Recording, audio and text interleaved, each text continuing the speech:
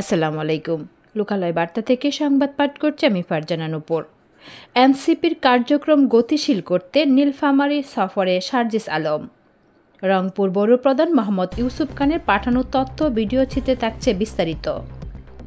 নিজেদের মধ্যে বিভাজন তৈরি করে কোনো অযৌক্তিক বা অপ্রাসঙ্গিক কথা না বলার জন্য সকল রাজনৈতিক দলের কাছে অনুরোধ জানিয়েছেন জাতীয় নাগরিক পার্টির উত্তরাঞ্চলের মুখ্য সমন্বয়ক সার্জিস আলম। আজ ২৬শে মে দুপুরে দলীয় কার্যক্রমকে গতিশীল করার লক্ষ্যে নীলফামারী সফরে গিয়ে তিনি কথা বলেন।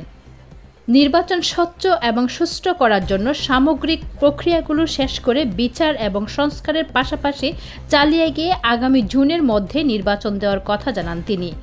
এর আগে বেলা ১১টার দিকে ঢুমার বোঠার মোড় থেকে জনসংযোগ শুরু করেন জাতীয় নাগরিক পার্টির উত্তরাঞ্চলের মুখ্য সমন্বয়ক সার্জিস আলম ও দলটির কেন্দ্রীয় নেতারা। এ সময় বিভিন্ন দোকানে গিয়ে মানুষের সাথে কথা বলেন।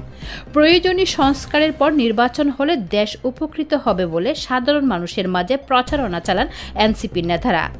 এ সময় এনসিপির যুগ্ম আহ্বায়ক সারোয়ার তুষার, ডক্টর আতিক মুজাহিদ, যুগ্ম মুখ্য সংগঠন আলী নাসের খান, সাদিয়া ফারজানা দিনা, আসাদুল্লাহ আল গালিব ও আবু সায়েদ লিয়ন সহ বৈষম্য বিরোধী ছাত্র আন্দোলনের স্থানীয় প্রতিনিধিরা উপস্থিত ছিলেন। ধন্যবাদ লোকালয় বার্তার সঙ্গে থাকার জন্য।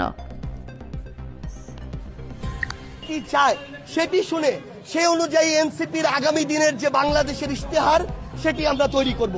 ধন্যবাদ।